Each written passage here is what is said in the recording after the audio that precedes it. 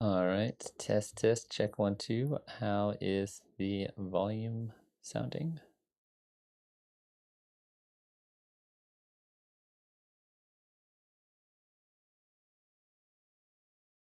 Sounds all right. All right, let's get this thing going. Boom. All right, here we are. Everything looking good, sounding good, looks okay. Sweet. So hello and welcome to another Tuesday afternoon Ableton Office Hours stream. My name is Zaak Kerstetter. I'm an Ableton Certified Trainer. And today we got some big news. We got the Ableton Live 11.1 beta came out. So this is the public beta. So I believe anybody who wants to can sign up and download this now if you want to test out some of the new features that are coming. I reviewed some of the notes a little bit earlier today when I first saw them. And there's some cool stuff in here that I want to check out, and we're just going to go through and kind of talk about some of the beta notes, and I'll show you guys some of the things that I thought were cool and some of the things that I haven't checked out yet that I'm going to check out with you guys. What's up, Max? Welcome to the stream. I have not had any issues signing up for the beta because I am already part of the beta program, so they just sent me an email and I just clicked on it and it took me there and I was able to download it. So if this is your first time signing up for the beta, sometimes there is a delay on that. Sometimes they don't want to get like flooded with people all testing the beta at the same time. Sometimes they gate it out a little bit. So if you haven't done a beta before, be patient with it. If you are already part of the beta program and you've done this before, check your email or just log into CenterCode, which is how they do all the beta downloads. If you already have a login for that, and then you should be able to download it from there. I did not have an issue getting it or downloading it. However, after I installed it, I had some issues with activation. It was saying I had too many activations on my computer because I already have the regular version of Live 11. And I sent them an email, and then I also restarted my computer at the same time. And one of those two things fixed it. And I'm not sure which one it was because they both happened around the same time. So if you have issues authorizing the beta after you have installed it, try restarting your computer. If that doesn't work, try shooting them an email. And like I said, one of those two things will probably fix it. So today, like I said, we're going to go through here. We're going to talk about some of these new things. There's a couple really big things that I'm very excited to try out. The big one that I am curious about is the 11.1 adds native support for Apple M1 computers. This is really cool because I have an Apple M1 computer and it's able to just work pretty decently. It doesn't have hasn't had official support for M1s, and it still works though. You can still install it, you can still slow down on it, and it still does its thing. This is supposed to have better native support for the M1, which I knew was coming at some point, and I'm glad it finally happened.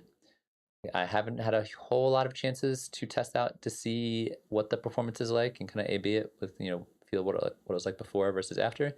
But this is something that I'm definitely going to keep an eye on and kind of see how the performance feels compared to how it used to feel before. Keep in mind that if you have an M1 computer, there are two downloads in the place where you download the beta. One is for the Intel version and one is for the M1 version, or I think it's called the Universal version. Grab the Universal one because that's the new one for the M1. Yeah, the Universal installer. So yeah, that's the big thing. I think it'll be really cool. Like I said, for the most part, aside from when Live 11 very first launched and there were some issues, I haven't had as much issues as other people have had, but if you are having issues with your M1, try the beta out and let me know how it goes. So there's a couple other things that I think are kind of cool here. Some like arrangement view improvements. These are not really game breakers. It's cool. You like left and right arrow shortcuts change how they behave a little bit in the arrangement view. It's cool. It's not like the biggest thing in the world, but I like little updates like that. What's up, After Party? How you doing today? And then the browser update.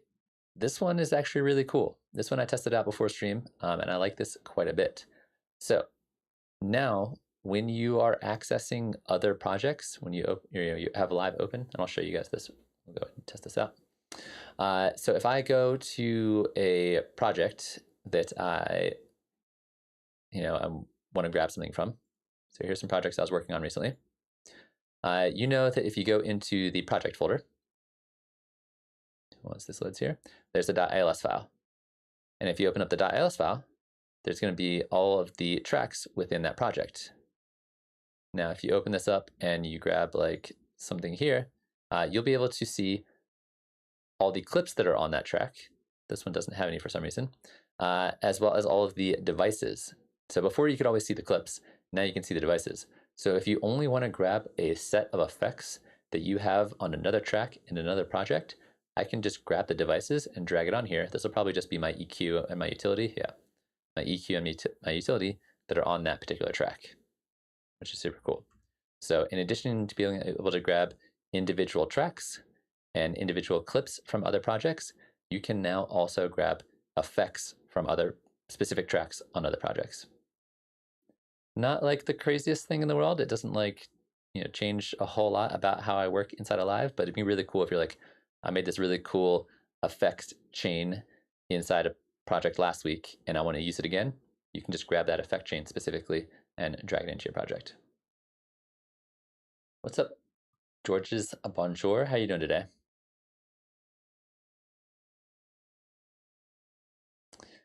So little update, it's kind of cool. You can just go into any track on any project and grab, this one's got a bunch of like clips in it. Here we can grab the devices and just toss them in there. And then boom, there's the devices. So there's the devices, there's my snare chain from another track that I was working on a while ago. So pretty sweet. Really cool little minor update there. So those of you guys who just joined us, it looks like some more people have just joined us.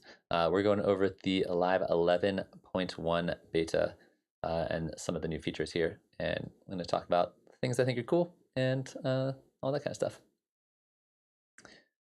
So yeah, that's the new browser thing. Devices, you can see them.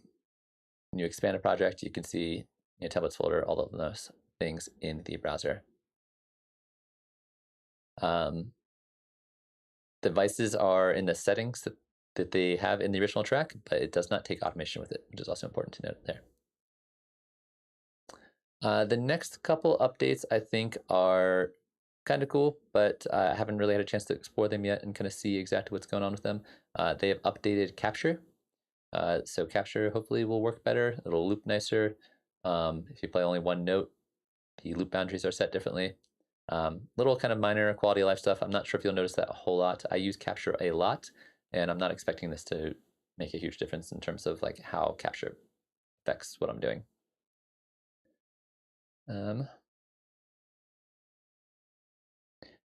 A bunch of clip view options.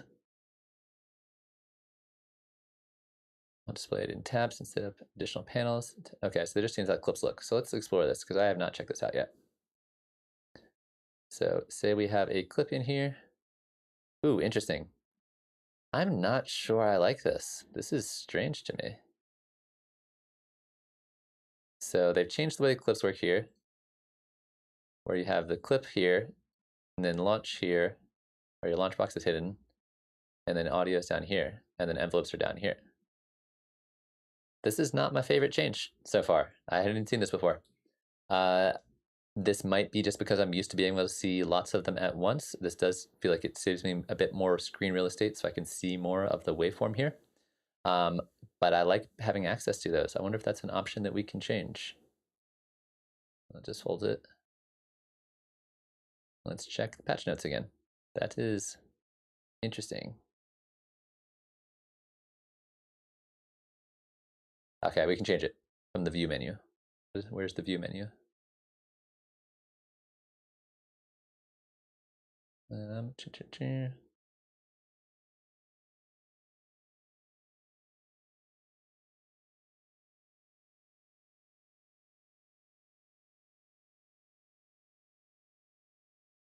Alt-1, all right, so there's extra key commands for switching between different menus. The chosen responsive clip view is now saved in all right, so this is a Is this something we can change in our here, fall behavior, clip color?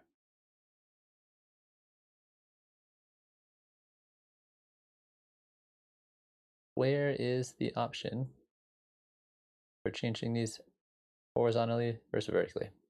All right, well, apparently that's a thing you can do, but I'm not seeing that as an option.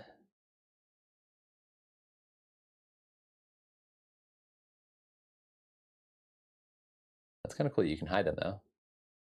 You can make them little drop-down menus like that. All right, what am I missing here? Command Option L.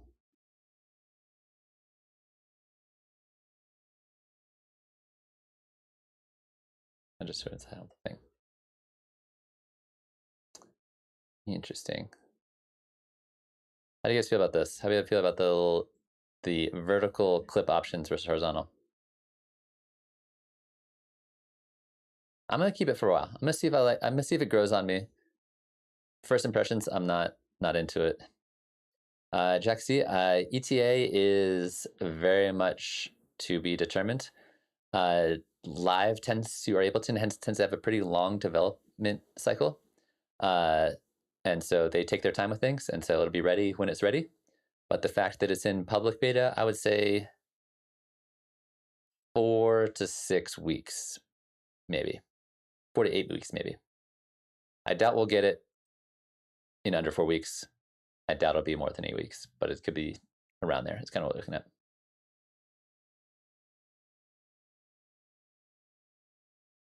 Yeah, you can't drag these guys around. It said there's a view option that it should, I'm assuming it's just gonna be a right click somewhere to change it back to normal. And it does not say in the patch notes here. The tabs in clip view can be arranged vertically or horizontally by selecting arrange clip panels vertically or horizontally from the view menu. Oh, so just up here? That's where it is. It helps if you actually like read the patch notes. It tells you a lot of information. Sizing. We want to do horizontally. There we go. Okay, so this looks different now. There's now 2 tabs here and there's 2 tabs here. I don't mind this as much. Yeah, I mean, it looks basically kind of the same that it was before. Yeah, I think I'm going to stick with horizontal. I think horizontal is the way to go here, but that might be just because that's how it's been forever, and that's why I like it. Gain knob is really tiny now, though.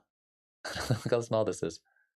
Okay, that's like a cool little interesting change. I like that they're like trying to progress the way it looks and kind of see how things change.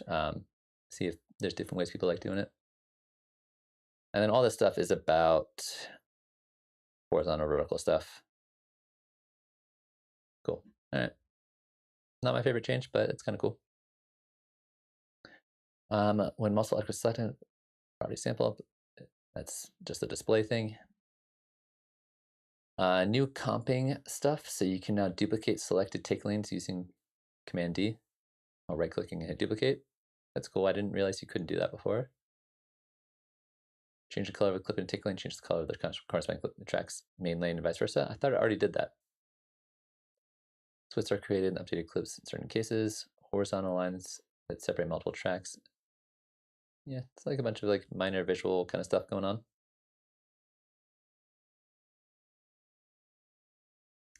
Yeah, let's check out, see what this looks like horizontal versus vertical here.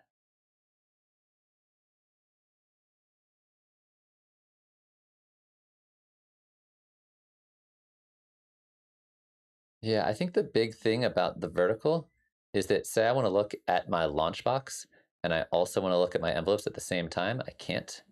It just doesn't fit there. Whereas doing them horizontal, I guess I still can't see everything, but I can at least see more than one thing at a time.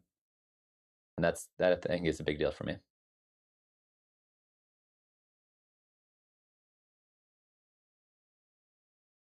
I have not checked to see if I'm missing any plugins. I'll have to double check and see if there's anything that seems like it's missing. But a lot of times, this is the early versions of the 11.1 beta. So if you notice things are a little weird, it's still going to go through lots of updates and changes. All right, let's try the expanded piano roll. That's kind of cool. I could see that if I have a big piano roll. My piano rolls tend to stay kind of small though. That's interesting. I'm going to try both. I'm going to try both for a while and kind of see what happens and see if this makes more sense to me, but I'm not sure I feel about it though. Yeah, there's a few new devices that we're going to get to in just a minute that I think are pretty cool that I'm going to definitely want to play around with some more. All right, comping stuff, not too exciting. Control surface stuff, kind of boring, not super useful. CPU meter, they've updated the way it looks. So you can do either both average or current, and then you can turn one off or turn the other off. You can also switch the CPU meter off entirely. I'm not sure why you'd want to do that. But you can't see it because it's by my head. Let me get rid of my head. Boom. So they changed the way the CPU meter works here, so you can like switch between them, or you can do both at the same time. You can also turn it entirely off. I guess, I wonder if turning it off actually saves you CPU. So I'm hoping, one of the big things I'm hoping here is that with the changes in the CPU meter, it'll be a little bit more accurate. Because I've noticed that with the M1s before, in the non-native M1 version, the CPU meter oftentimes would be inaccurate for me. And I don't know if you guys experienced this or not, if you're on an M1.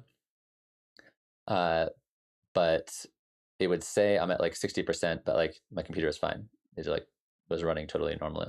So I think Live's ability to understand the CPU load on the M1 chips before the native thing was inaccurate. And I'm hoping now that because there's the native M1 version of Live, that this will give me a more accurate version than before.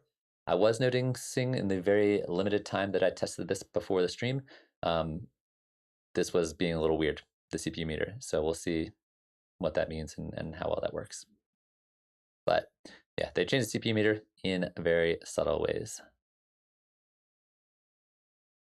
Put myself back here.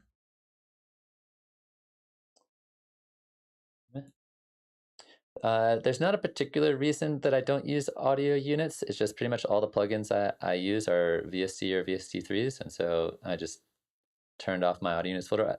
Well, there's the other reason.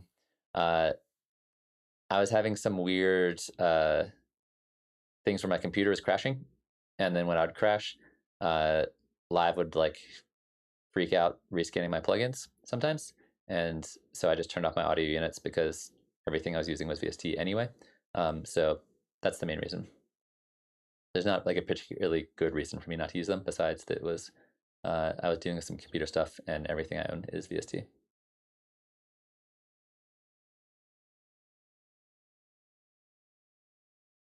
Yeah, if you can't, that's the ostrich syndrome. If you can't see the CPU load, then it can't hurt you. It doesn't exist.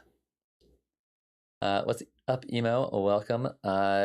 There's been, I mean, the big major one that I will kind of explore as time goes on is the native support for M1 computers, which is the kind of computer that I own. So this is a big deal for me. This is what I'm most stoked about. So far, we're just kind of going top to bottom through the list here. Nothing major so far, although I checked these out before stream, and I know there's at least a couple devices that I think will be cool and worth checking out. Interface stuff I'm not really going to get into. They're all kind of minor little tweaks like apply and close instead of saying okay and cancel for quantizing. So nothing major there that I'm aware of. Yeah, it's all visual stuff. Max for Live stuff. If you're a Max for Live nerd, this might mean something to you, but most of the stuff does not mean anything to me. MPE stuff. What does this? What did they change here? Add an MPE settings dialog box to put outputs of Live Mixer. You can use the settings to configure MPE zone range of notes used by Live when setting MP on a device. Interesting. Let's check that out. Let's see what that looks like. But not there. Where are those settings?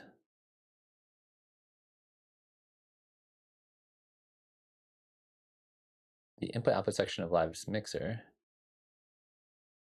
That not this section here?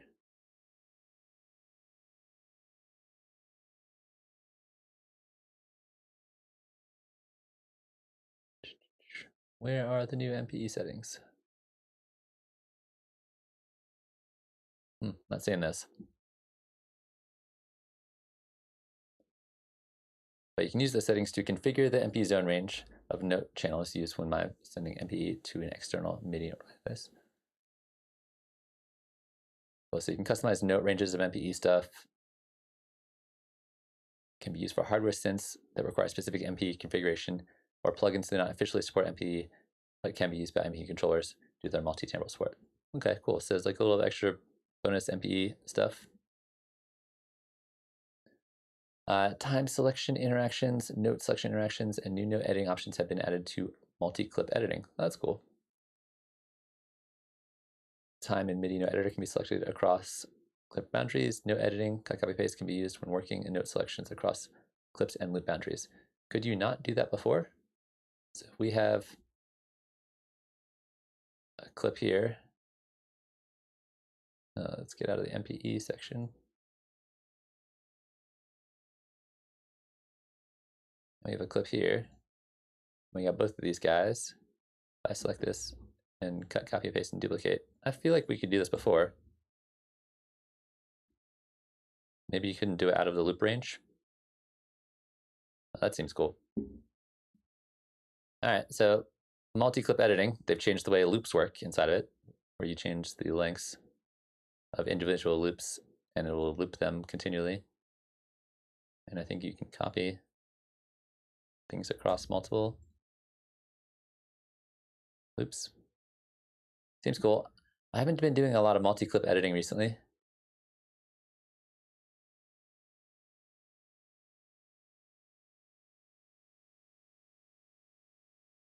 Selected loops can now be duplicated using Content or Command D. Cool. Arrangement view is possible to draw notes in background clips without first changing the foreground clips.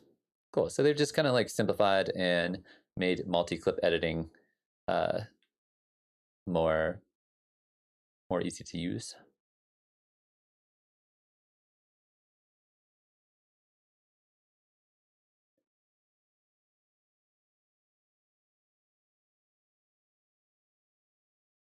Okay, so you can't do multi-clip editing on more than 64 clips or 8 tracks at the same time. Good to know.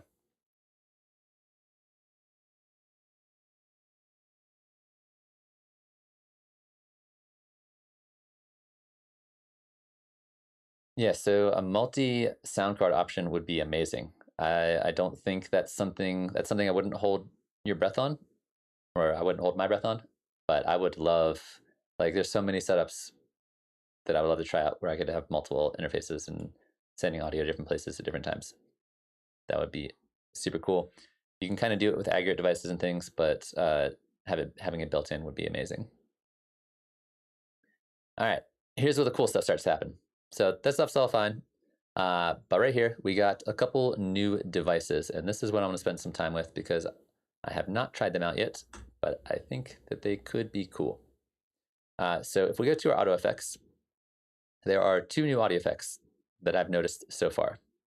The first one is called Shifter. And as you can probably imagine, this is a frequency shifter. And as far as I can tell, they got rid of the actual frequency shifter. So I'm sure if you still have a project with frequency shifter in it, that will still be there and that will still work. But this is basically the replacement for the old frequency shifter. That's going to do a lot of the same things, but it looks like it has a brand new interface plus a bunch of new options. Now, bear with me because I have opened this up and I've looked at it, but I have not played with it yet. So I'm going to be exploring these features at the same time as you. I will try to answer any questions you may have, but this is new to me. So we're going to take this and we're going to try just running a piano through it. It's going to see what we can got going on here. Also, since we got a bunch of people joining us right now, feel free to let me know if you have any questions about the new Alive 11.1 beta, or if you are enjoying the stream, feel free to hit the like button or any of that kind of stuff. Also, if you have questions that are not related to the Alive 11.1 beta, feel free to toss those in the chat as well. I'm open to talk about whatever you guys want to, but right now we're just exploring the new features. What's up, is it Narcall? Narcall? How's it going? All right, so I'm assuming we just have... Well, big difference here between this and the frequency shifter is it has a pitch control in semitones. So the old frequency shifter, you always pitch things up and down in hertz, and here we can do semitones, which is... It's cool, it sounds a little weird. But it's doing the job, it's doing the thing. So that's cool. And then it looks like we can switch it between pitch mode, frequency mode, and ring mode. These look exactly the same as the frequency shifter and the ring modulator that are in the old frequency shifter, but this is basically the new mode here. So pitch control in semitones, we have the wide control. This is all stuff that we've seen before. Window and tone are brand new options though. What do these guys do? Window size used by the algorithm for repitching. Yeah, this is really cool. I'm excited about this. This is maybe even my favorite thing of the entire beta so far, besides the M1 support. So window is going to control low frequency signals. Low frequency signals often sound best with longer window sizes, while high frequency signals sound best with shorter window sizes. So we'll try pitching this up by like 7 semitones.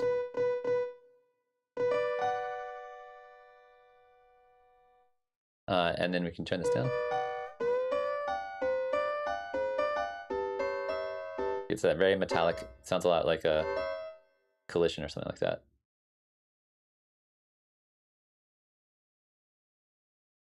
that. Can you hover over the cursor of the device title to show the latency? You can. So if I do this, at the bottom there it says 40 samples, and then this one says 0 right now.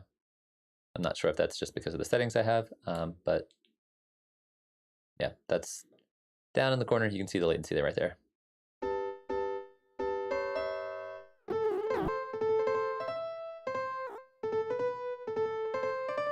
Interesting. It's kind of like an offset. I think like the shorter time, it's less than an offset, so the algorithm has less time to do the pitching, whereas the longer window has a longer time to do the pitching. Sounds like a cool delay. Yeah, you could definitely like turn this. Oh, there's a built-in delay right here too. All right, so that's what the window does, and then the tone control cuts the high frequencies, so it's a little filter.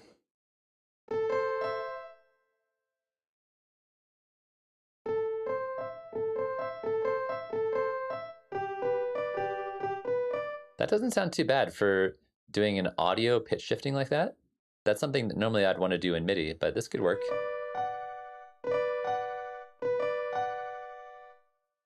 Sweet. And let's try some low frequencies just to see what the difference is here. So it said low frequencies, they want a higher window. Whereas here it is with the low window. That actually doesn't sound too bad. That sounds bad.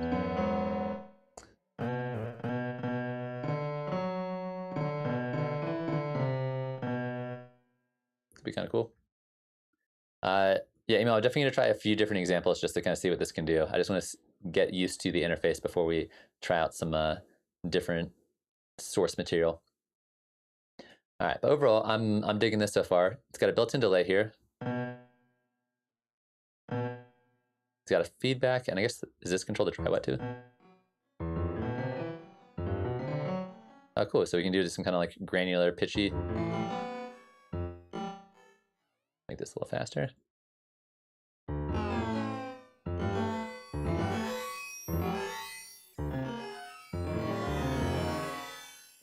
All right, so it's just a built-in delay that's going to pitch it over time, which is cool.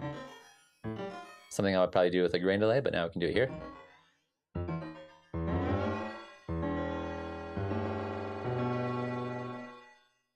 It's pretty sick. So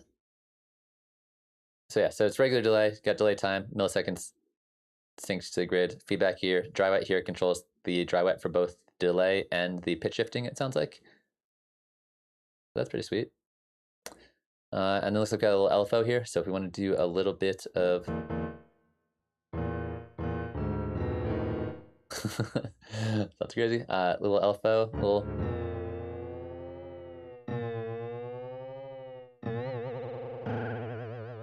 do a little vibrato kind of thing.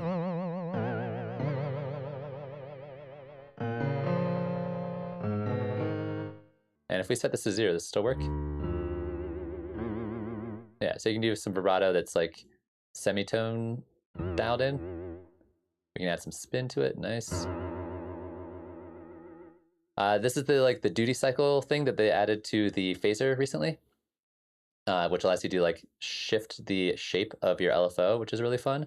So if you haven't tried the new phaser, you can do this as well. But you can use that to do some like really cool, weird vibrato.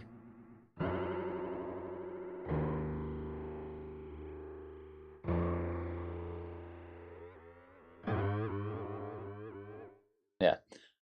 Sweet. So yeah, cool LFO options in here. There was LFO in the frequency shifter before, but now we get extra things we can do here. Even the new special, not really special, but the like stair-stepped waveforms, which I love. I'm hoping, here's my prediction. Over the course of Live 11, almost every single LFO is going to get a lot of these options. We're going to get like the, 8-bit stair-stepping triangle.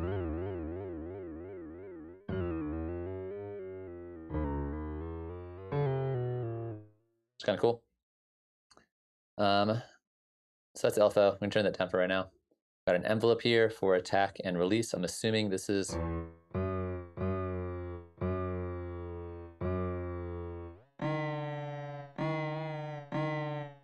I'm not sure if the envelope is for the amount on the LFO. Envelope follower modulation. This value represents the modulation semitones when the output equals 0. All right.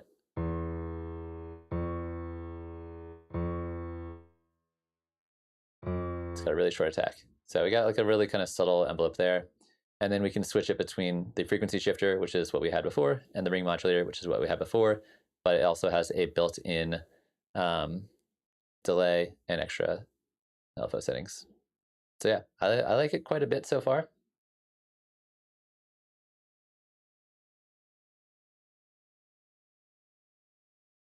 Yeah, this thing is gonna be super cool. It's gonna be really useful. I like this a lot better than the frequency shifter, because the big thing about the frequency shifter is if you're like trying to keep things in key, it could be a massive pain in the ass to like figure out like how much hertz you need to pitch something up or down. Do they have the, I guess they have the fine right here. The other thing they have here is a sidechain. So we could have a Midi sidechain to pitch something up and down is what it looks like to me. This could be really cool. Let's try this out. So let me go ahead and play something. And let's see what this will sound like.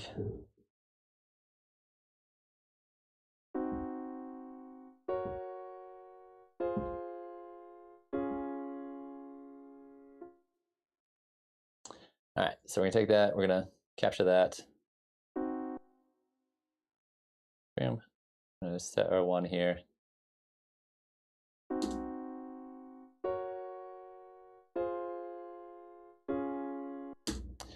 And we're gonna take that and we're gonna take another MIDI note here and we're gonna put this in and then this in, and I have no idea how this is gonna sound or if this is gonna work.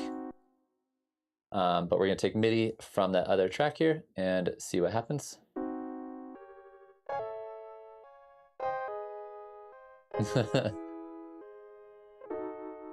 So each time it's getting one of these notes, is it tuning it to those notes? We might need to simplify our lives here. Let's do this. And where is my legato button? All right, try this.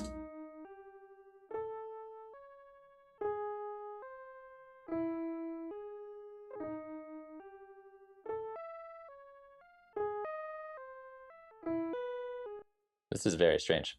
This feels very complicated to me to figure this out. So I'm assuming it's taking whatever notes I'm sending it here, and it's just changing the output of whatever's coming out of here to match those notes. Interesting.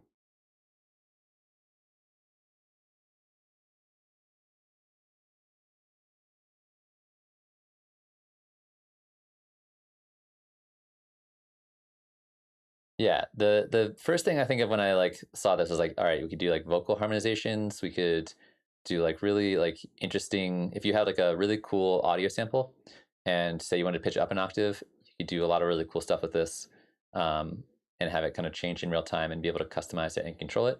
Because a lot of the times when you are dealing with an audio clip of something, yeah, I made that video a couple weeks ago about using Complex Pro to pitch things up and down.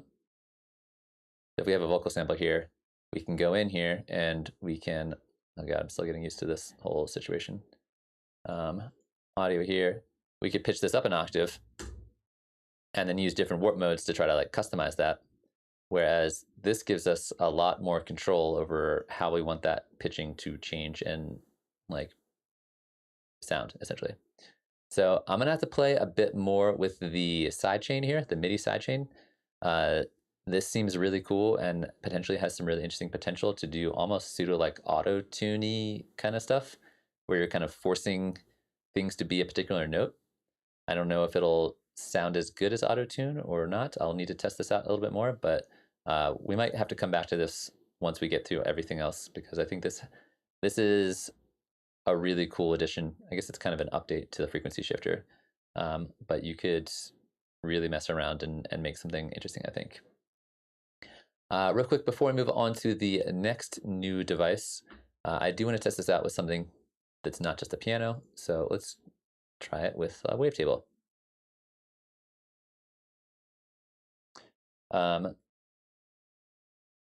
D-Man, yes. So the 11.1 beta, one of the big updates they made was they made a M1 native version.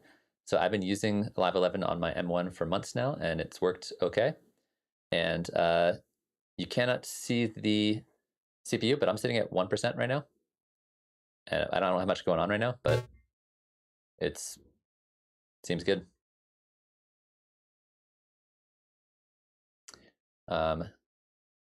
So yeah, so we're gonna take this saw wave here, and we're gonna do a little.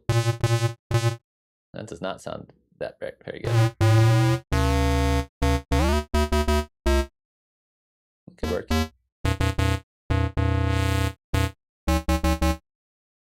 Yeah, it has this like really kind of grainy feel to it. You could redo some like weird FM stuff with this if you wanted. Like turn this up to make some weird stuff if you wanted.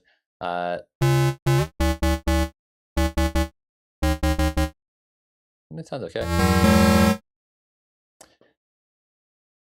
But I think this has a lot of potential to it.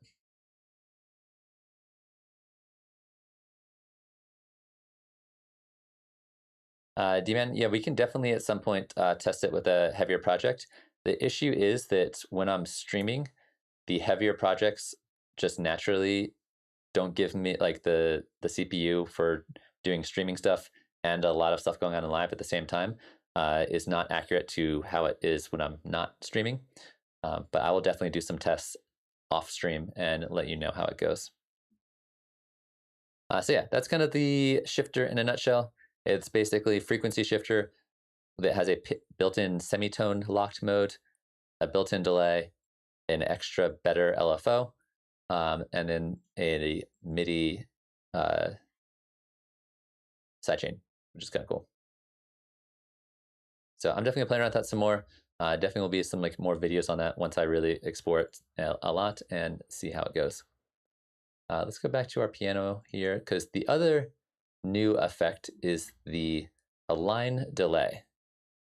So as far as I can tell, I only just barely looked at this. This is a Max for Live device that allows you to just individually control the timing of the left and right side of your stereo field. And you can do this in milliseconds. So you can get some like weird kind of off time delay.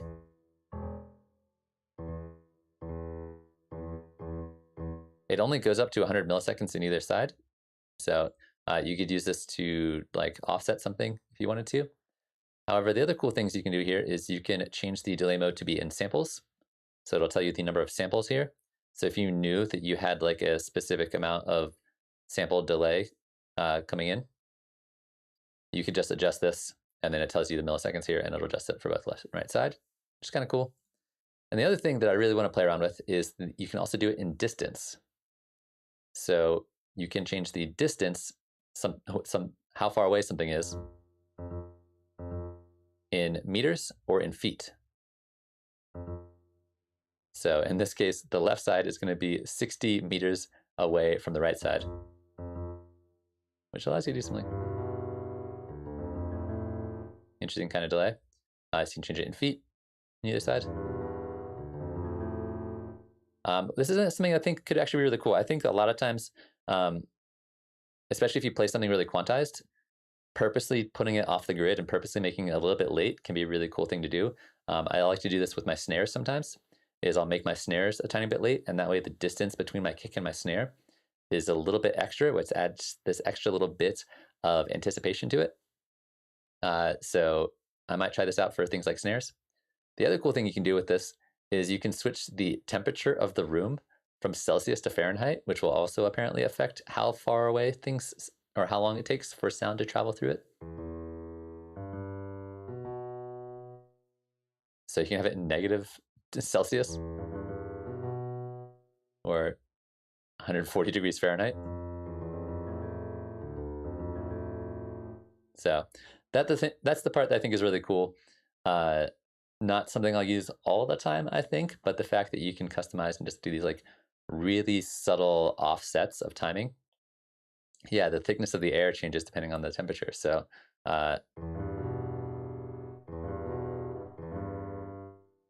it's like way up.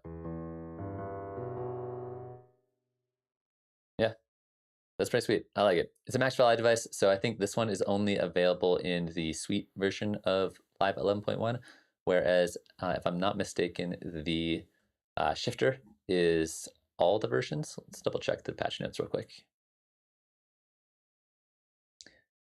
So shifter is standard and Suite. It's got all the same stuff. Align delay, Max for Live device, so it's only included in Suite, or if you have standard plus Max for Live license. All right, and then we have another cool device. And again, if anybody has any questions about the live beta, I just got it this morning, so I haven't had a lot of time to play around with it. If you have any questions about that or just live in general, feel free to toss them in the chat. It doesn't necessarily need to be questions related directly to 11.1 if you have questions about other things. So let's jump over to the other new devices, something like the, which one is it? The Midi Shaper. So we have yet another control device, which is another LFO, a lot like the Shaper, but this one is triggered by Midi instead of triggered by audio. What's up, love? It's been a while. How you been doing? Just make sure the stream is doing okay. Sweet. All right, so this is Midi Shaper. As you can see, when I play a Midi note, it's going to trigger whatever shape is set right here. We can customize this shape by clicking in here to add breakpoints. We can shift click to remove breakpoints. You can just click and drag them around. We can change our grid size. If you've used Shaper before, which if you haven't used Shaper before, start using Shaper. So Shaper looks like this. The exact same thing, except for Shaper responds to audio, Midi, Shaper responds to Midi. So we can take this, and then we can map that to any parameter we want. So for example, let's put like a delay on here. And let's put this on the dry wet of the delay. Or let's take like a distortion. Let's take like a overdrive and put it on the dry wet of the overdrive. If you want to add more parameters here, you can open this up and we can map this to the frequency too, based on the shape. So every time it sends some new MIDI note, it does this once, as far as I can tell.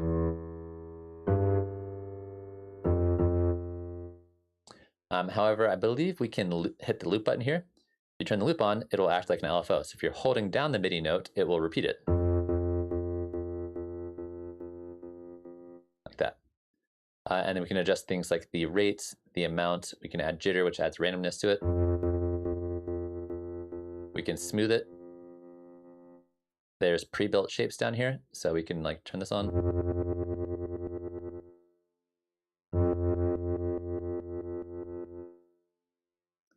Yeah, this one's pretty dope. I like this a lot. I've been using the regular shaper a lot for my modulation, and usually the regular shaper does exactly what I need it to do. But this is really nice because you can trigger it with each MIDI note. It just resets it. So if we turn loop off, it's basically like a MIDI envelope,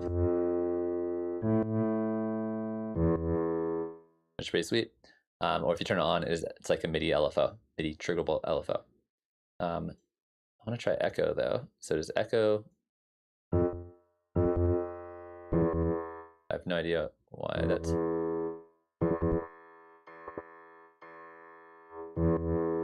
Interesting.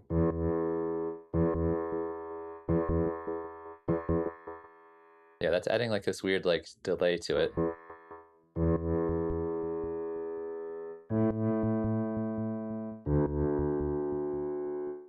Yeah, seems pretty cool. So it's like it gets more options than that does. There's a random button. This is super cool. They didn't give a random button to shaper, did they? Let's try this real quick. No, so shaper doesn't have the random button. It doesn't have the echo control, although maybe it will by the time we get through with it. And it doesn't have the loop no loop version. I guess it couldn't because it doesn't have something to trigger it like MIDI.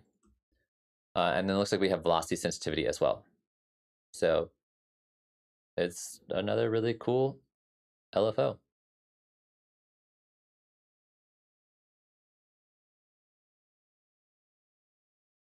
Oh, the D-man, that's a good point. Yeah, I didn't think about that. You could use MIDI to do ducking or sidechaining, which you can kind of do before. There's ways to make that happen before, but this is yet another nice way to do that. So I'm pretty into that. I always love it when Live adds new devices or updates old devices. That's like my favorite thing about new things that are coming out. We set the align delay. So all of the filters, the physical modeling filters that you have probably played around with before, whether you realized it or not, have been updated. I, again, have not had a chance to test this out yet, but we can test this out live. So before,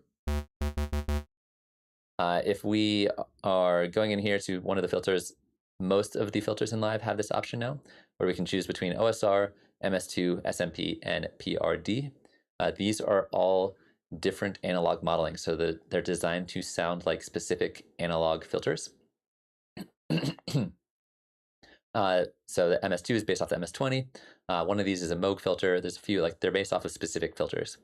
And before they're pretty subtle, and apparently now they've updated them to be a little bit more obvious, so you can really hear the differences between them a little bit. So if we want to test this out, we're gonna like turn this down, turn this up, give it a little bit of resonance here, and try some of these. And according to the patch notes or the beta notes, if you crank the drive, then you'll hear it even more. So we should be able to hear a difference between this and that. Now you can definitely hear that. The SMP and the PRD. So yeah, that's pretty obvious to me.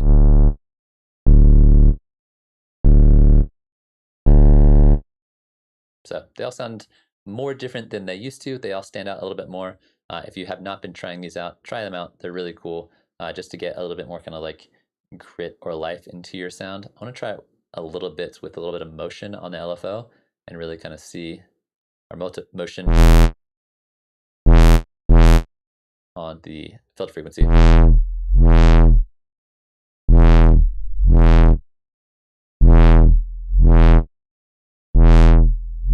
It's a little less obvious actually that way.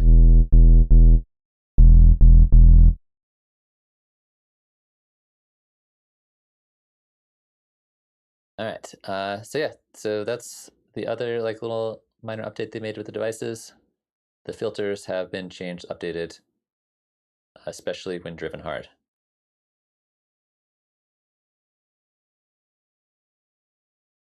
A couple of these devices, gain now moves up and down once. So in the spectral time, which is one of the newer audio effects,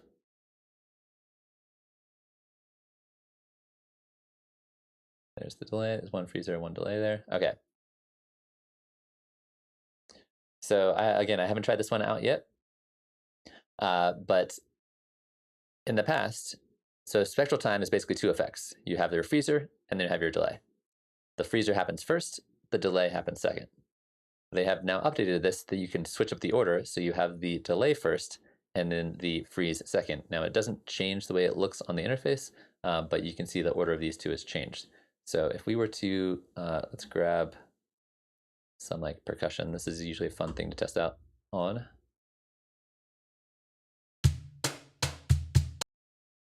So we'll take this guy and we will grab the spectral time, toss it through here. So turn the freezer on. Freezer does things like that. Why did that stay on? I'm gonna turn it off. And then the delay sounds like a delay with like weird settings you can put on it.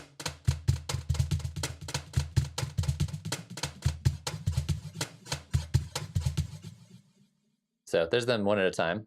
Here it is with the freeze and then delay. And if we switch up the order,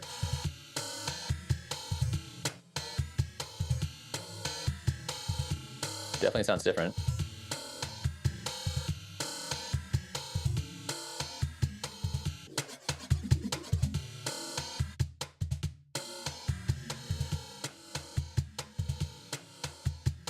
Sounds kind of cool.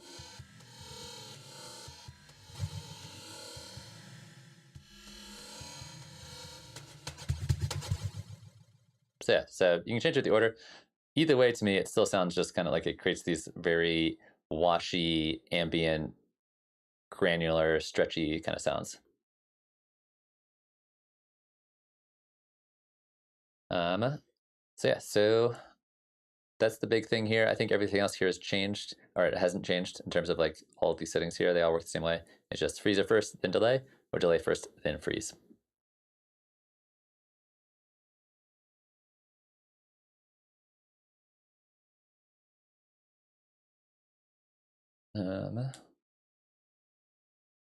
Spectral resonator, shift parameter 1 out, increment by 1 semitone. Yeah, so they've done this in a bunch of places so far in the patch notes that I've seen.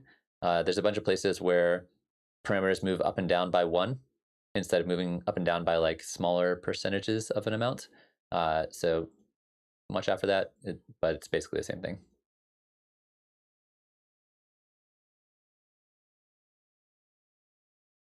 Interesting. So they've added a high quality mode for Wavetable. When high quality is off, Wavetable modulation is calculated every 32 samples. Low power versions, set time filter options for a certain view. Yeah, mode. So turning high quality mode can save up to 25% CPU on Wavetable.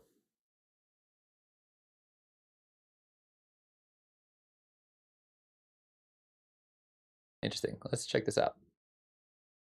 So if we have Wavetable here, where is, okay, so it's the right click to get the high quality mode on or off. A bunch of devices used to have this and they got rid of a bunch of these settings.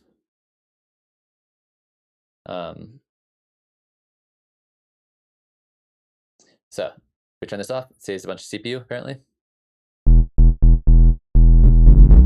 I know you can't see it because it's behind my head, but right now I'm sitting at like 1 to 2 to 3% CPU.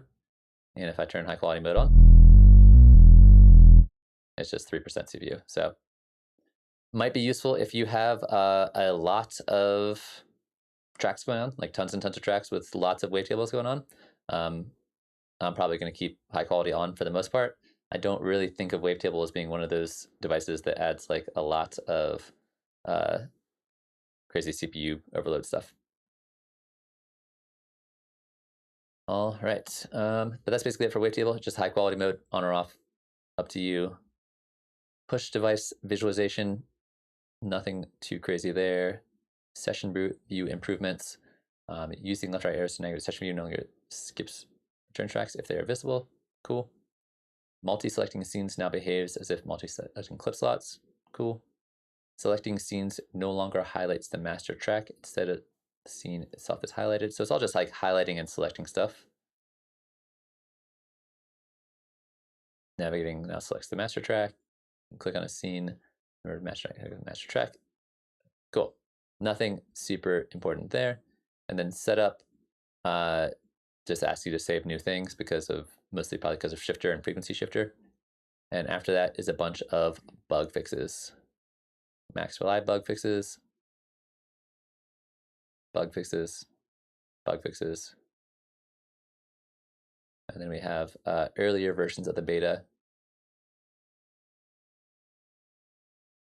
Some MIDI editing stuff. I actually have not gotten this far in the patch notes yet, so this is all new stuff for me as well as you guys. Keep in mind, if you guys have any questions about the live 11.1 beta or just live in general, feel free to toss them in the chat. Whatever you guys want to talk about, that's what we're going to do today. When adding a new note to a MIDI clip or reactivating a previously deactivated note, clip is playing, the playhead, the note will be played immediately. Cool. Is there anything interesting in here? This stuff is all kind of boring. User remote scripts. This is all minor kind of stuff.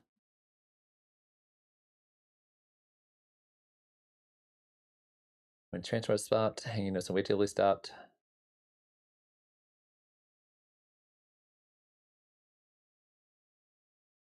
All right, I might have to go through these off stream sometime and see if there's any kind of like hidden gems in here, because there's a lot of bug fixes and then, yeah. So that's kind of the patch notes. Some cool stuff in here. Really excited about the M1 support. I'm really hoping this solves a lot of CPU stuff. There's a lot of bug fixes in here, so if there's something that's been bothering you that you've been waiting for them to fix, I'm going to encourage you to check the bug fixes yourself, because there's a lot of them, and I'm not going to go through every single one of them. Love, I have not had a chance to do another sample pack challenge. I think that probably not in October, but probably November we'll do one.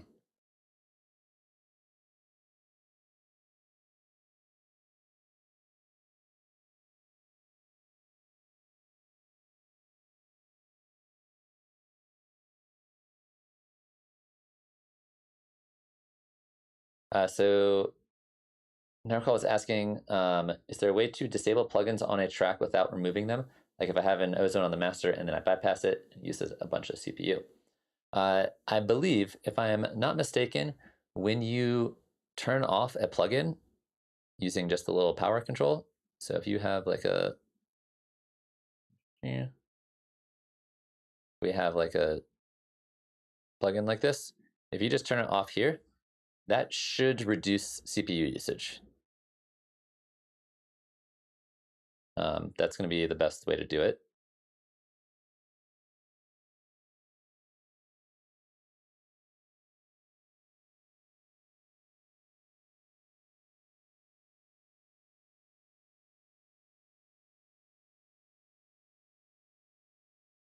Yeah, so if you turn this off, audio will just go through it and it shouldn't take up any CPU. It might take like a minor bit of CPU just by the fact that it exists, but it's not going to be processing anything, and therefore it's going to save yourself a bunch of CPU.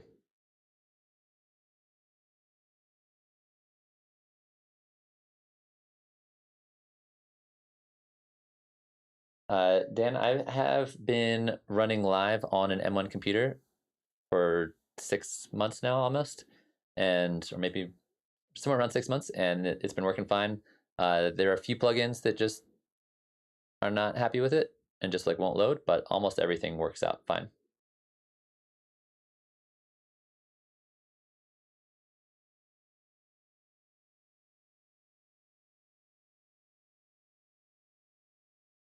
So Narcol, if you are noticing that there's a bunch of CPU stuff going on and you can't figure out which track is causing it, in Live 11 they added this little guy right down here. So when this is turned on, when you hit play, you can see how those light up yellow. That's indicating how much CPU that track is eating up. So if you have one track that's like way up here, that's the track that's causing your CPU stuff. So we like turn this on. It's on a different track. I actually want to test this out and kind of see what this looks like.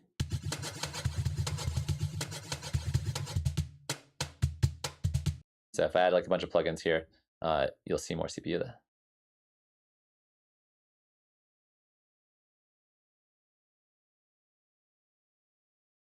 All right, give me a second just to catch up with chat, make sure I don't miss anything. But I'm glad you guys are enjoying the stream so far. Thanks for popping by. Just as a quick little shout out, if you would like to come back for another stream, on Fridays we do a song feedback stream. So you can send me your tracks and I will listen to them and give you feedback on how I think that they can improve. And those are Fridays at 6 p.m. Eastern Time, if you want to come hang out.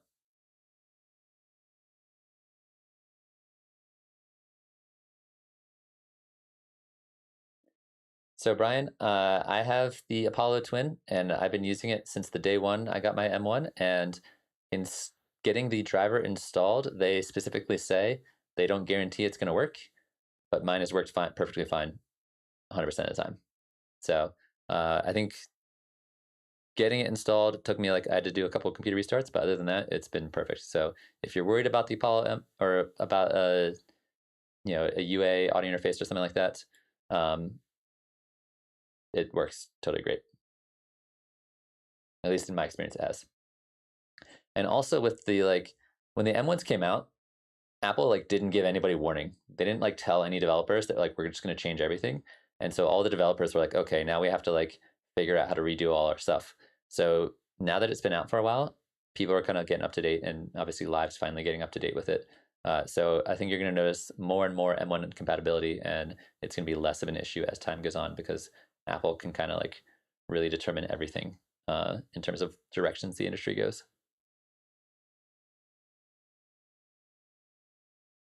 Nerkal, this should always be here. If you're using Live 11, Live 10, this does not exist.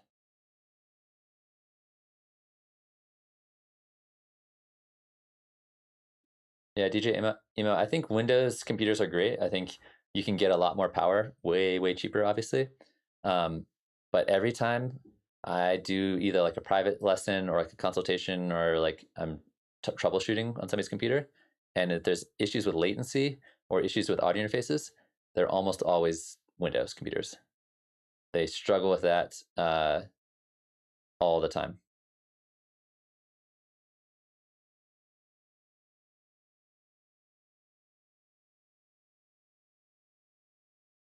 Yeah, I believe this is only in session view, which is even if you're working in arrangement view, you can go over here, check to see what's causing your CPU issues, and then go back to arrangement view.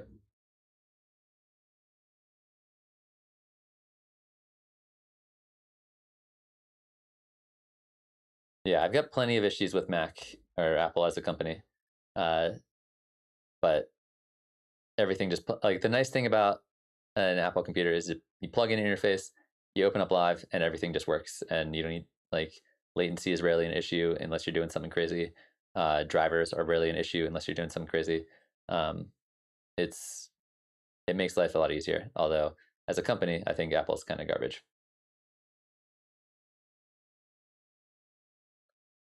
Sweet. So yeah, so far, this is not the final version of the 11.1. We're in beta version 3.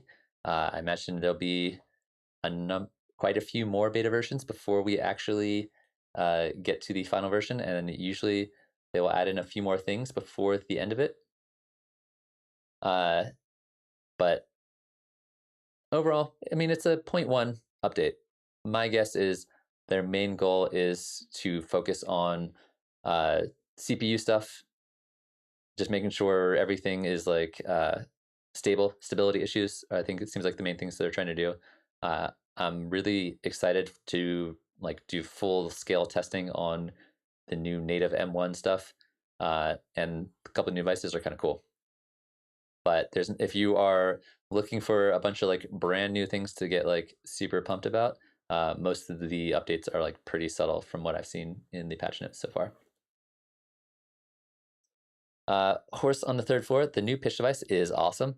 I really like it.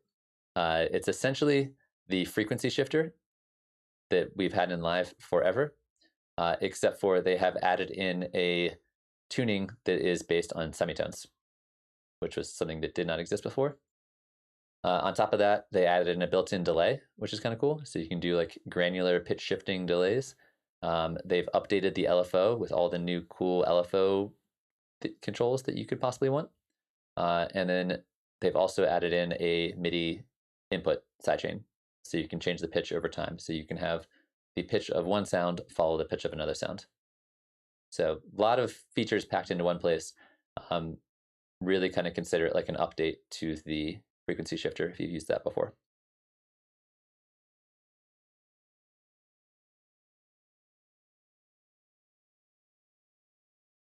Brian, you're talking about this follow button here, the like arrangement follow button. I generally don't use that follow button because I like to focus on what I'm working on. Occasionally I will, but I tend to keep it off for the most part. Because a lot of times I like to like zoom in really deep, and when I zoom in really deep and it's moving around, it keeps changing. It bothers me. So I'm assuming that's the follow button you mean, but I usually keep that off.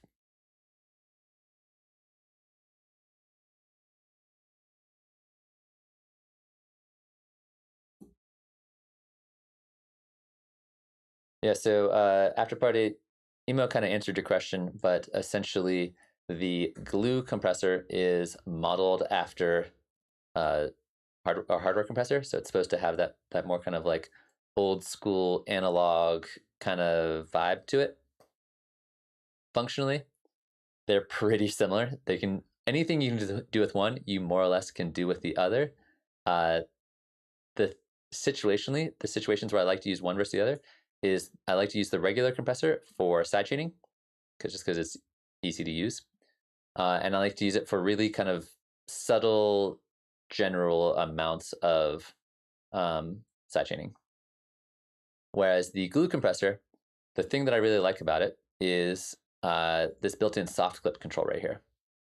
So this is basically a built-in limiter, which means that if you want to just really crank something through there and just like make it sound like super, super overcompressed, like really, really just big and beefy and like purposely overcompress something, this is really great because you'll never clip. And so if you just want something to go through here, you can just crank it and you'll never clip. So I'll use this a lot on drums or sometimes on bass sounds to really kind of like beef them up and sound kind of like gritty and dirty. Whereas the glue compressor or the regular compressor is more for like, I just want like a nice little subtle bit of compression.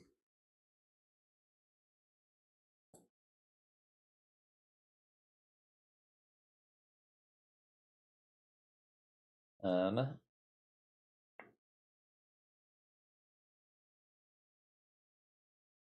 D-Man, I'm also getting a little more into MPE, although MPE is still not part of my like general workflow yet.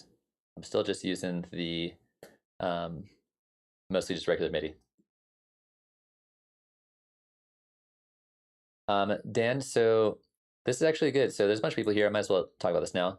It's been almost a year of the channel existing, and I've been thinking about what I can do to kind of change and update the channel. So there's going to be some big changes announced in the next month or so. But what I'm thinking about is switching up the video release schedule down to probably 1 video a week, just because 2 is a lot, but upping the stream schedule to probably 3 streams a week.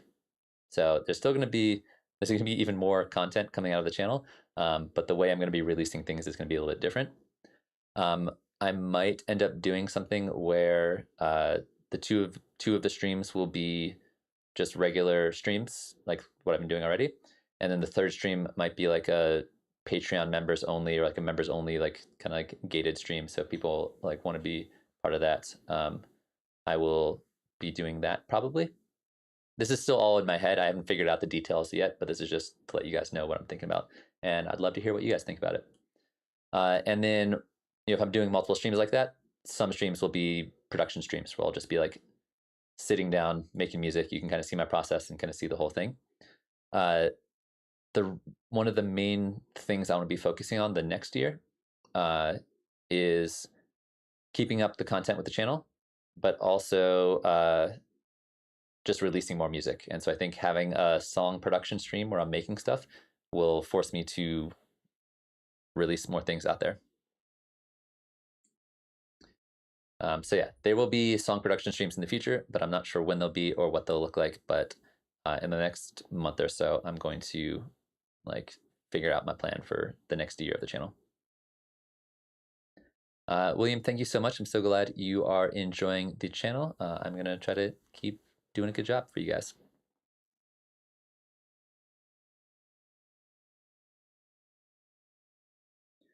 So Brian, you're talking about the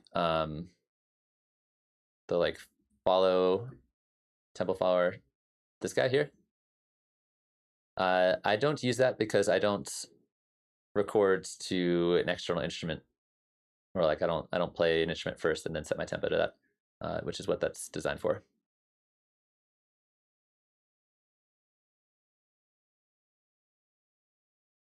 All right, give me a second to catch up with chat a little bit.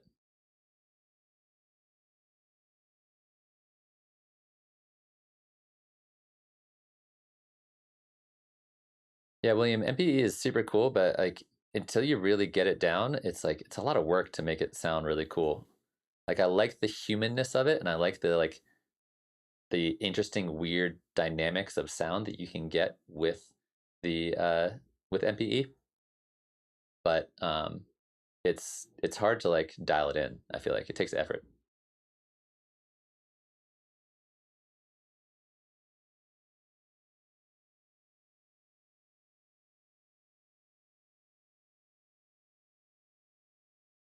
Yeah, I need to get one of the sense morphs. People have been talking a lot about the sense morphs, and they're a little expensive. I feel like they seem a little pricey, but people like them a lot.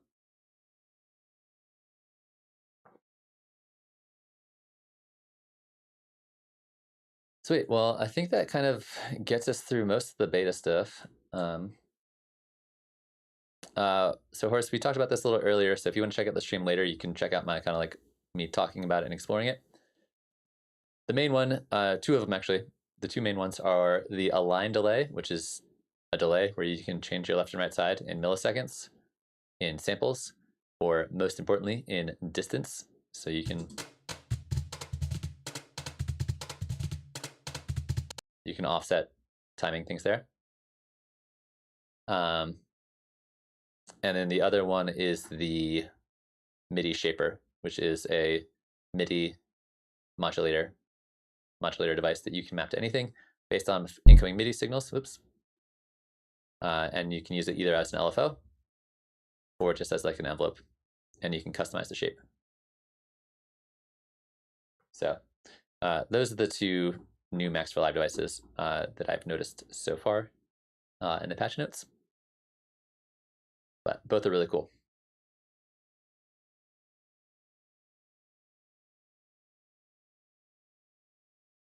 Yeah, I agree, Dan. I also see MPE more as like a performance kind of thing, but I still want to be able to like capture my performance with the MPE and then be able to like just take that and record it and then make that part of my actual song. So yeah, so that's kind of the Live 11 stuff so far. I think there's some cool stuff in here. I think there's some stuff to sink your teeth into and play around with. But a lot of it is just quality of life stuff. And as you can see, there's like a million bug fixes. So I will probably be playing around with it on stream for the next couple of weeks, just to kind of see how it goes and see what works in here and what doesn't work. And I will do a more thorough, thoughtful review once I've had a chance to test it out. This literally came out this morning, and then I've had a busy day, and so I literally read the notes, downloaded it, and then got on stream essentially. So I'm happy you guys were here to explore it with me, test it out. If you guys are also testing it out, go ahead and let me know. This is a public beta, so you can go ahead and download this now if you want to. If you are already signed up with the beta program, you can just go into Center Code, which is where they do all their beta stuff, and try it out for yourselves. I did have some issues authorizing it, but once I restarted my computer, it was fine. Sweet. Well, that's gonna kind of wrap it up for the initial beta stuff. Anybody have any questions about beta things or otherwise? Feel free to let me know. Yeah, no worries, Dan. Or we can talk about other stuff too. We can talk about literally anything you guys want. Also, yeah, if you guys have ideas for kind of streams and how you would like things to go in terms of like, do you want more song production streams? I want to do some more modular synthesizer streams as well, which is going to be even more technically challenging for my computer. I feel like I might need to get another camera to make it actually look good. But yeah, I was going to be switching to one video a week. I'm also going to be doing releasing one video a week and one song a week, starting probably January. So I'm also going to kind of maybe make it like a community thing where like, if you want to join, I'm going to do a song a week challenge for the entirety of next year. So if you guys want to like get on it and just start releasing stuff, I might make that a thing that we do here on the channel. And so I will be releasing a song a week. And if you guys want to join me, you are more than welcome to do that. I think it's really good to have deadlines for yourself. So I'm giving myself 1 week, finish a track. And at the end of the year, we'll have 52 songs. And then I'll probably take like the 10 best songs and then release them on an album or something like that. Or do like a big thing for them.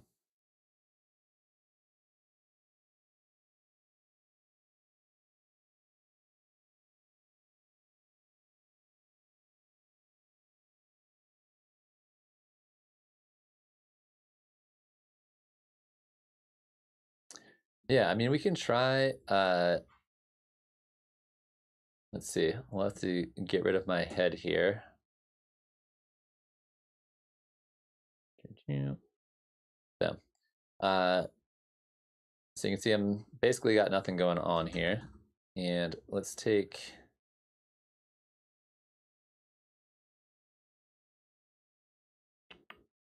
a bunch of serums.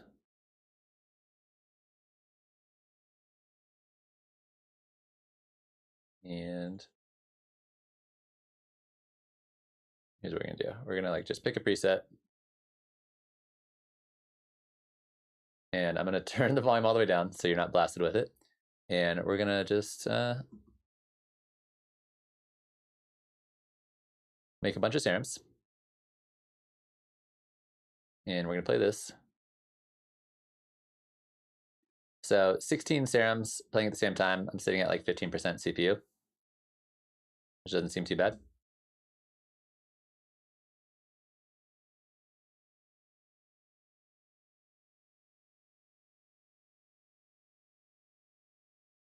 And again, let's try 32 serums. So about 32% CPU. So each serum is taking about 1% CPU, which does not feel bad at all.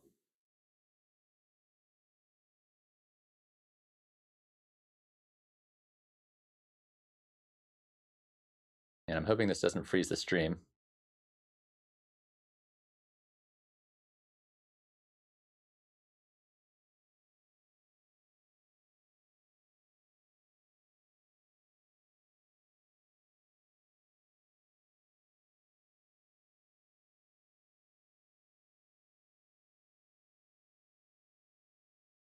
All right, and then here's 50 serums.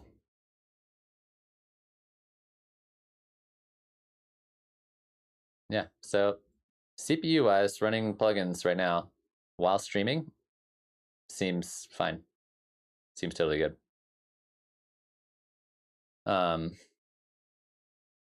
So we'll see how it goes once I like load up some sessions with more things going on, more automation, more different effects, more instrument racks, more layers. See what happens. But I feel pretty impressed by that. That seems very light on CPU usage for all that stuff going on.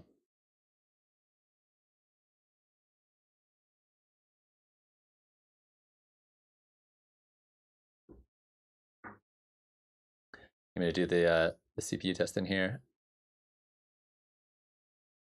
Where is that again? Do test tone. I don't actually want to hear the test tone. Do the test CPU simulator.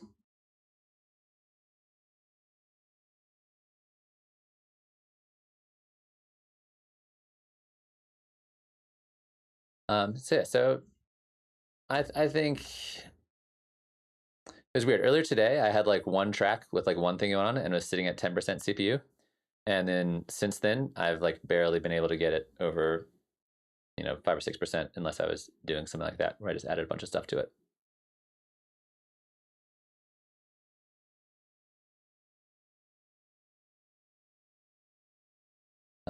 So I'll let you guys know once I kind of export some more and kind of see where things go CPU wise. But stability wise, it seems pretty good.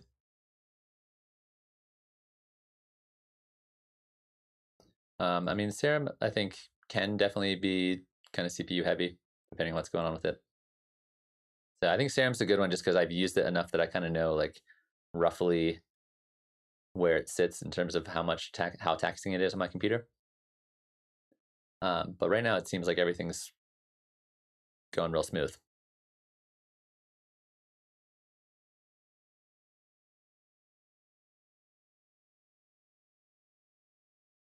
Sweet. Anything else you guys want to talk about? Anything else you guys are into for today?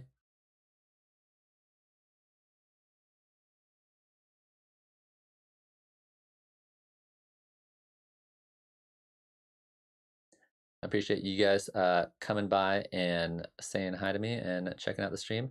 If you are enjoying the stream, please feel free, if you are not yet subscribed, go ahead and hit the subscribe button or hit the like button, whatever button you want to hit them buttons.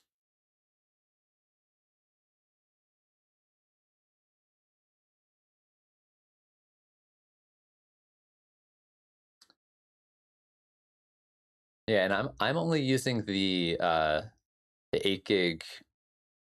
Was it the 8 or 16 gig? I'm using the lower RAM version of the M1 Mini, just because it was super cheap. So I'm thinking with this update, I'm gonna like make some really big sessions and kind of see where I can go CPU wise.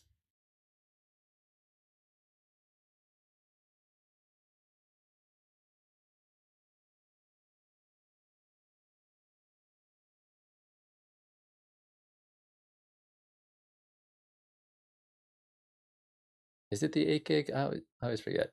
Yeah, it's the 8 gig version. So if you have the 16, you can probably really crank it through here.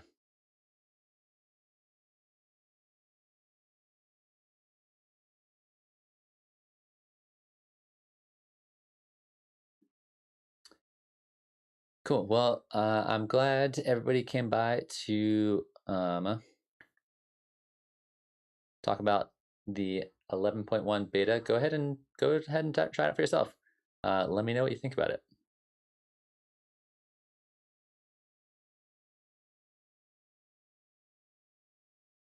So Ema's asking if I want to run Ableton clock to my TR8 via MIDI remote, should be turned on. No, remote is not going to matter. The sync will matter though. So you want to send the sync on the output to whatever is connected MIDI-wise to your TR8, which I'm assuming is probably your audio interface. So that sends out to your audio interface, and then that MIDI gets sent into the TR8. Remote is for MIDI mapping. So that's if you like, it's not likely you're going to want to send a remote out to your TR8, but that's like remote coming in is like for, yeah, the sync can be out just like directly through wherever it's going. So they can go MIDI or USB to your audio interface and then convert that to a MIDI cable going to your hardware. Or, yeah, most likely have to go through some kind of MIDI interface, right?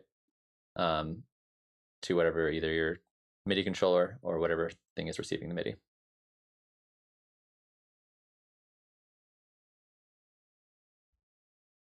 Wondering if no USB, can I send the clock out of the Ableton via MIDI DIN?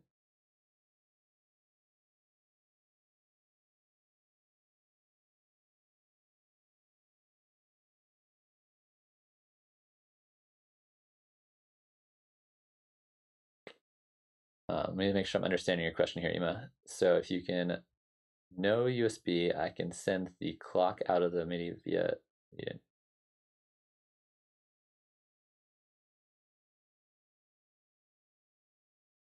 Yeah, I think all you really need is a sync out to wherever it is you're going to. So if, does the TR8 plug directly into your computer? Can you just USB it in?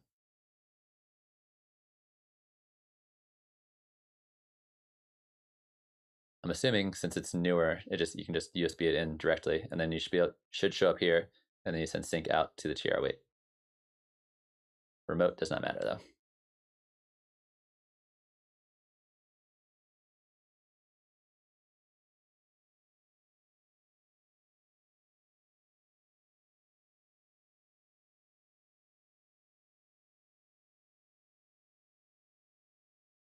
Yes, if you're not using USB, how are you trying to connect the TR8?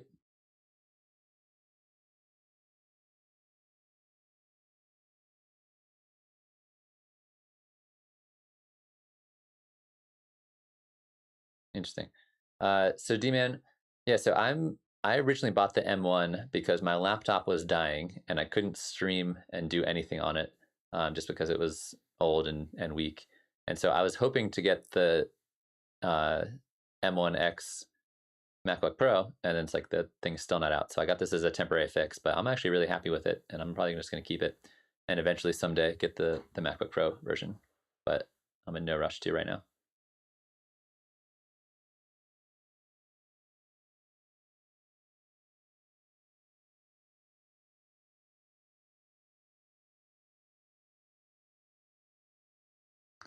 Yeah, Emma, you'll have to show me your setup sometime because it seems like you got a lot of crazy stuff going on, and it sounds really cool. But I might need to see it to kind of understand what you're going for in terms of routing between all your hardware and live.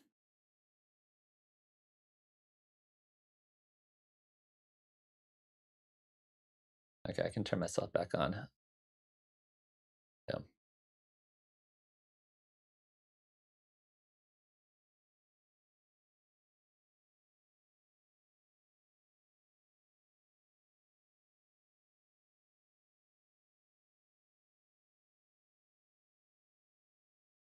All right, so you're grabbing the audio via outputs. That makes sense. We're running the clock from Ableton. I'm going via USB, but wondering if I can send the clock via MIDI DIN to TR8. I would assume you can. I don't have a TR8, but that would make sense to me.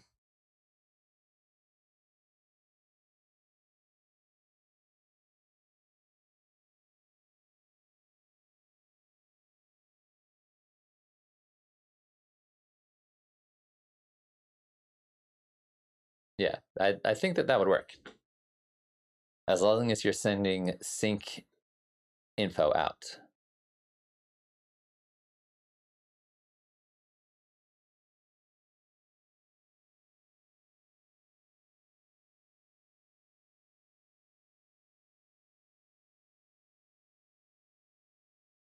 Yeah, I mean, when I'm running hardware with live, I just like to make sure everything is slaved to live. So anything that has any kind of sequencing, just to make sure everything's kind of all together. And so mostly with my modular, but I'll be sending out sync information all over the place.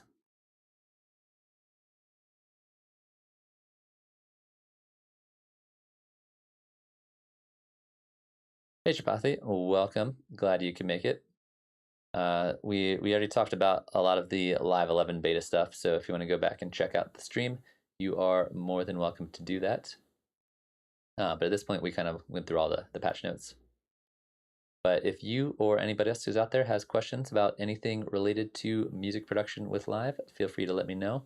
Right now, I'm just trying to figure out what Emo is doing with his MIDI sync to his TR8 hardware. Let me look at the back of the TR8, just kind of see what's going on.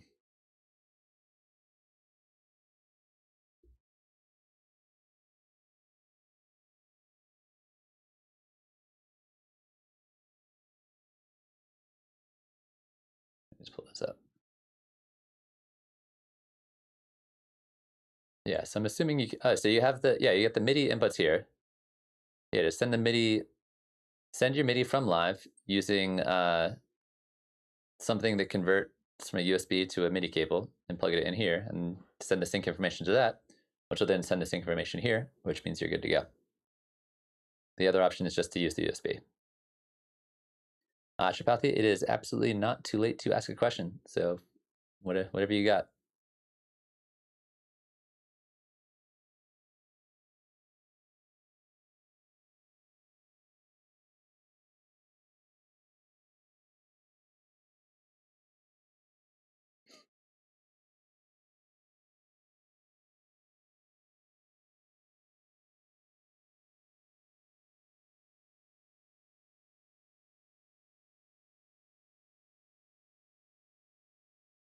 Yeah, that's a baller setup.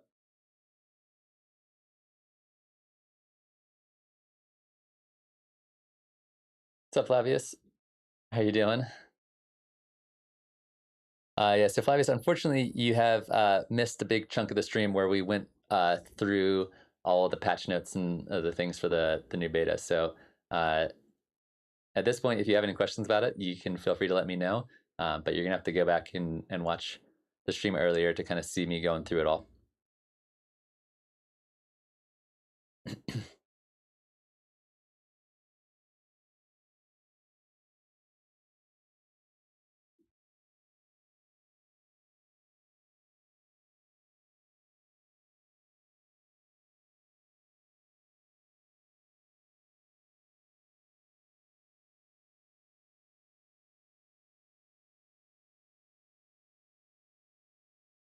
Yeah, no worries, Emo.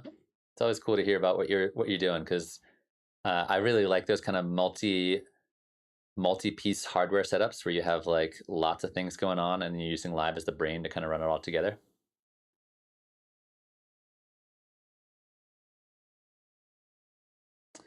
Okay, so Tripathi has a great question here. So can we talk about the differences in automation between session view and arrangement view? What happens if a clip in session view with automation is copied into the arrangement view? This is a fantastic question that we can definitely dive into. So if we have a clip here with some notes, let's just do one note because I'm feeling lazy. So yeah, so for those of you guys who missed it, one of the big things we looked at first is they changed the way the clip view works here in Live. So now we have like our clip, our launch box, our notes, and everything is now vertical. I'm not a big fan of this, and luckily you can change it back. Although it is kind of cool if you make this clip big, you can see all of this stuff at the same time, which is kind of dope. But I'm struggling to get used to it. So if you want to change it, just go up to View and switch Arrange Clip View in panels horizontally. And then it's back to the way you're used to it. So if you have some automation here, let's grab like our filter frequency. Just do a little filter sweep.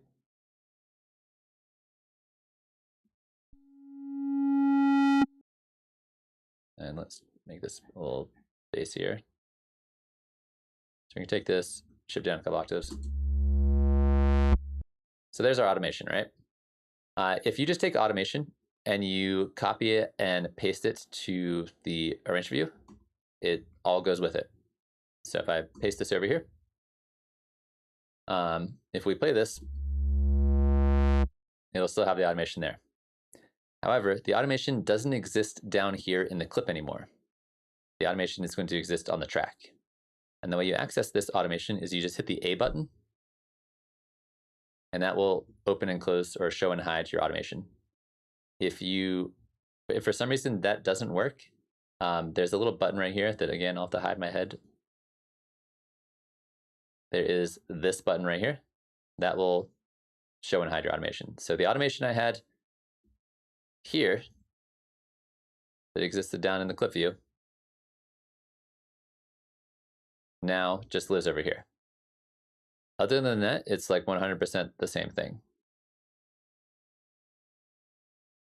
There's a few kind of minor differences in terms of like how it works and what you can do with it. One of the other big cool things we can do here is that when you are in the session view, you can only see one kind of lane of automation at a time.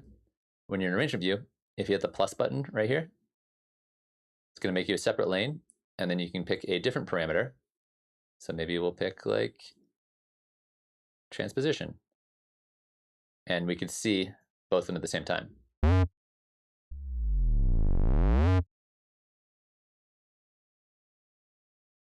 Yeah, so same thing's true in the reverse. If I take this and copy it and then paste it over here, it all now lives down here. Let's do, here's my transposition that I just did, and here's my filter frequency.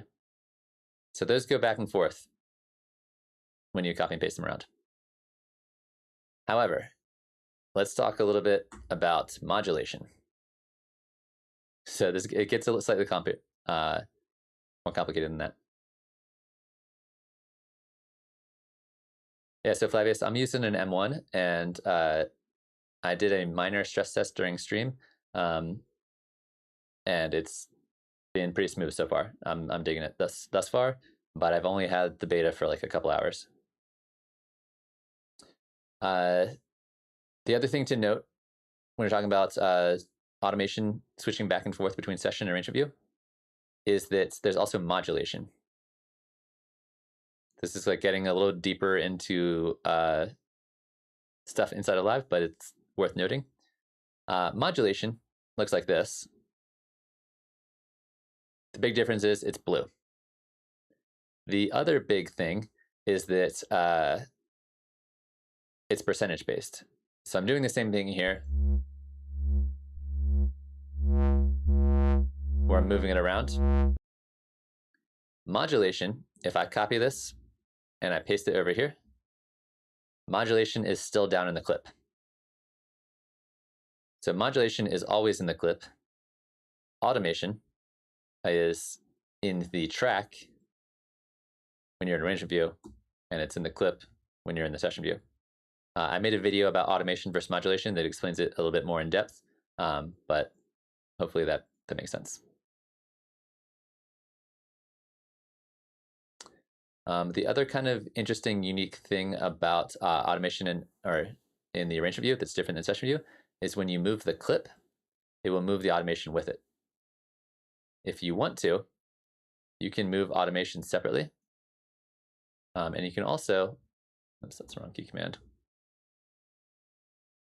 You can hit this lock button right here. Let me hide this again, hide my face.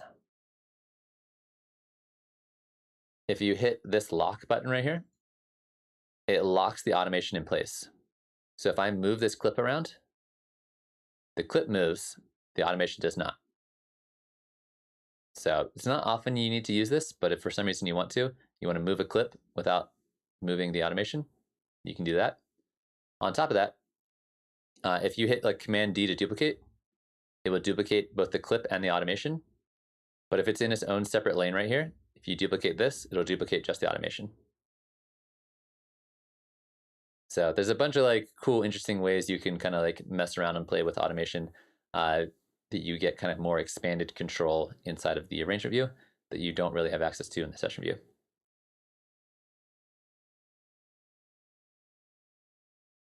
Yeah, the lock button is in version 10 as well. It's been there for a while.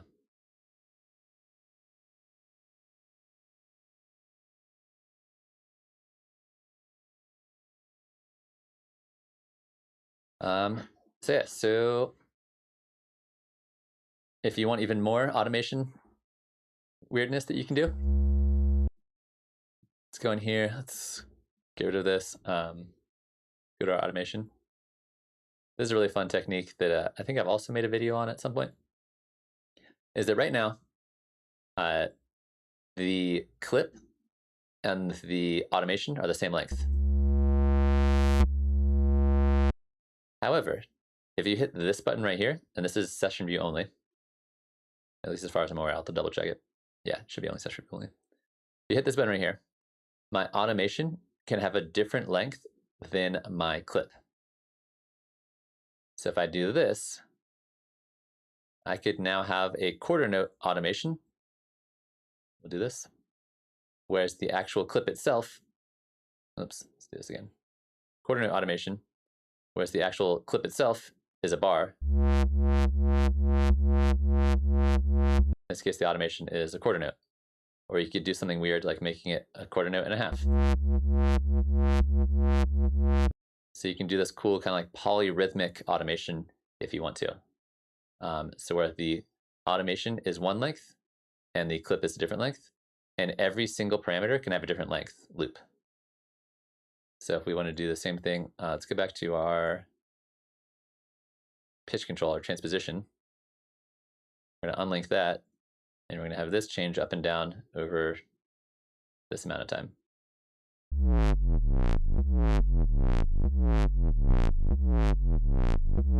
Actually sounds really cool. I kind of like that.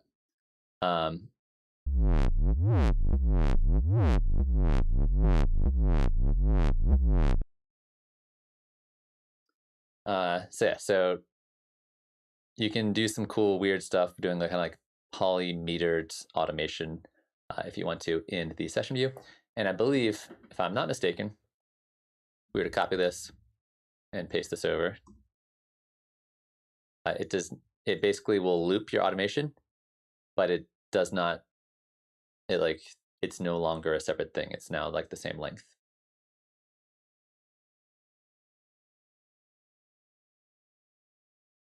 So Dan, I think technically it's not polyrhythm, it's polymetered, which is like a subtle difference between the two.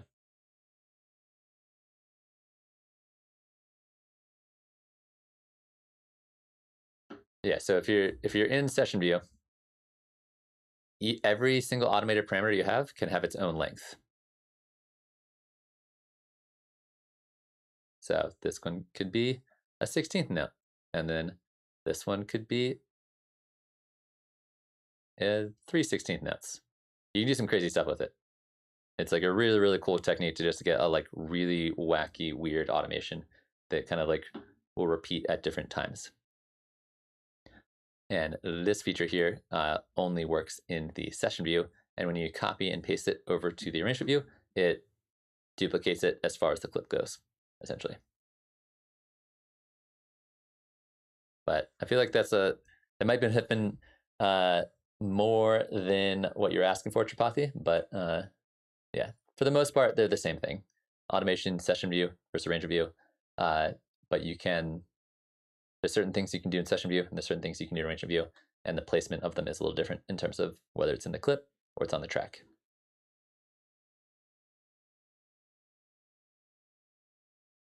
Sweet. Well, I appreciate all of the questions everybody has had today.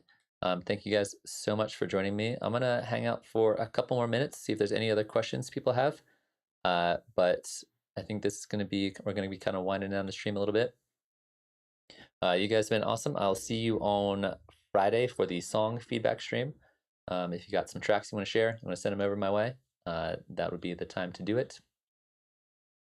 And keep an eye out for some big announcements on changes for the channel that we'll be making in the near future about kind of release schedules and streaming schedules and all that stuff that I'm very much figuring out at the right now as we kind of are figuring it all right now as we go. So I hope you guys have a good evening. Make some new music. Try out the beta. See if you like it, especially if you have an M1 machine. Let me know because my machine's been pretty stable with live and CPU, but other people have had different experiences, and I'm very, very curious whether the beta fixes those experiences for other people that they've been having. Yeah, no problem. And if I don't see you guys on Friday, I'll be back here same time next week, and I will have a more thorough review after I've been testing out the beta and let you know if there's anything else that I noticed that's worth pointing out.